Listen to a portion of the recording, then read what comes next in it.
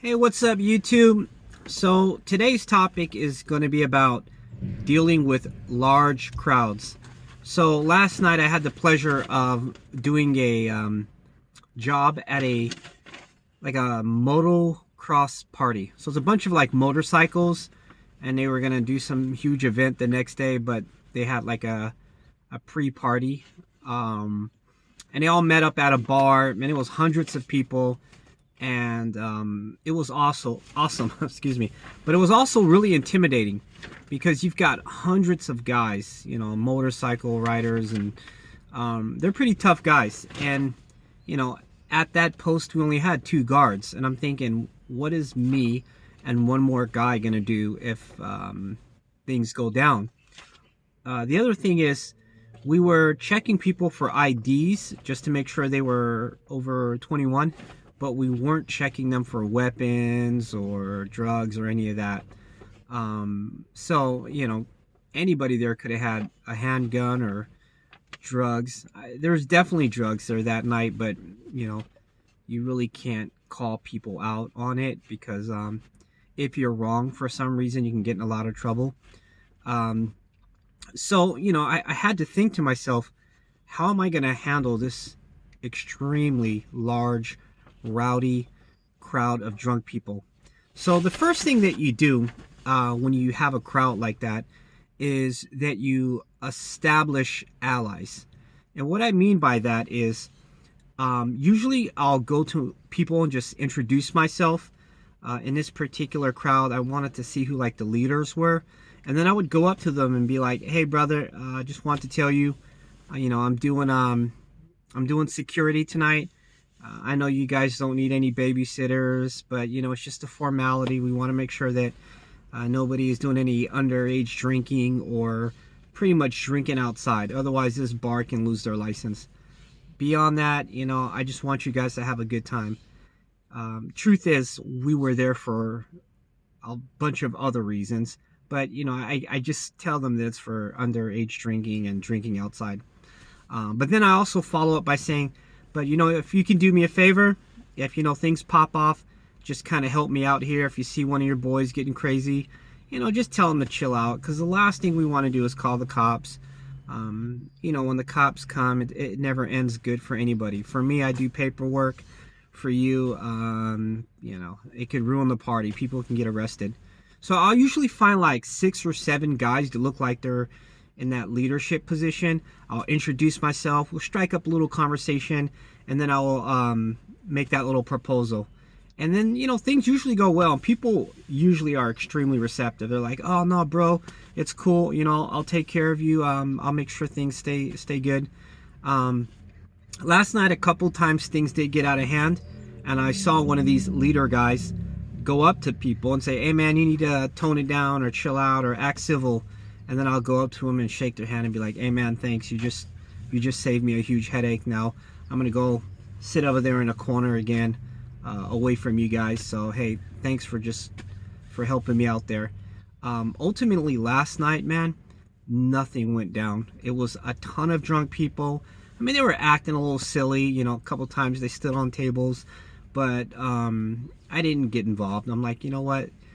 Just let them do their thing. As long as nobody's fighting or, nothing's going on major, I just let them do their thing. It's to be expected when you've got a house of a couple hundred people and they're, bike riders or whatnot. And, they're amped up. They got an event they got to go to the next day. So I get it. I would probably be just as amped. So yeah, make sure you get allies. In this case as well, the bartenders were my allies. They know the routine. They deal with this stuff every day. So, they actually did tell me, "Hey, if you run into anything, you can always come up to us and we'll help you out. We know half of the patrons that come here, and we can sort it out." So they were my allies too. So I established a bunch of allies. So it wasn't just me and another guard, but rather it was 25 people on my side.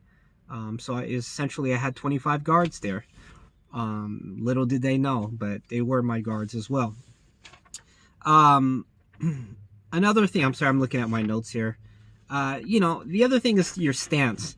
I mean, when I was there, I tried to stay visible but not visible, if that makes sense.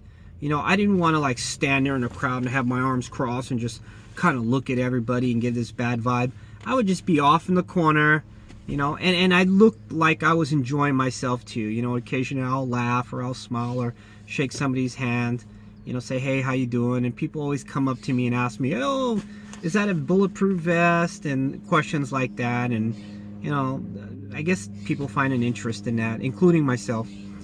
So, you know, you chat it up a little bit. You make sure you get their name and give them your name so that you have some sort of friendship established there. And then you're like, okay, well, that's one less person I need to worry about.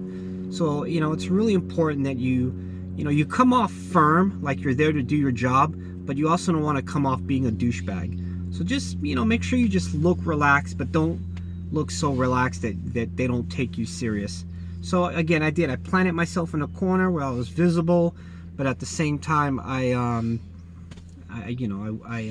wasn't acting overly aggressive or acting like I wanted trouble to pop off. You know, as far as my hands, I mean, you know, you never have your hand on your firearm or your taser. You never have like a nightstick in your hand and whack your hands or something stupid like that. I know it seems obvious, but I've seen guys doing that, and that's just asking for trouble. Usually I have my hands inside my chest right here and I just sit back. That gives the illusion of you being comfortable, non-aggressive, because your hands are kind of tied up in here. But at the same time, you know, you're showing that you're authoritative. Incidentally, a lot of times I like having my hands in my vest because it's warm in there. So if things have to go down, my hands, they have good dexterity because they're warmed up. Versus if I'm out in the cold and I'm like rubbing my hands, if something goes down and my hands are like really cold and frozen, they don't move as quick. So I like to keep my hands warm in case something goes off. Just a little side trick there. Let's see here. You want to have communication with your other guards. So if you do have another guard on site, you know, touch base once in a while and they'll tell you what's going on. We did have one guy that had a huge tab that he wasn't paying for the bar. So, you know, he told me, hey, look out for this guy.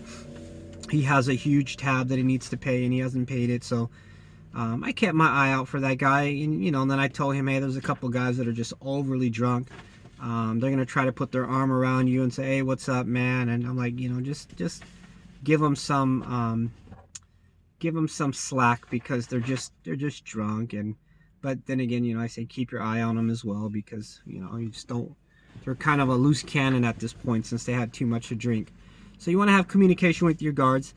You know, you want to have 911 on your speed dial in case something goes off.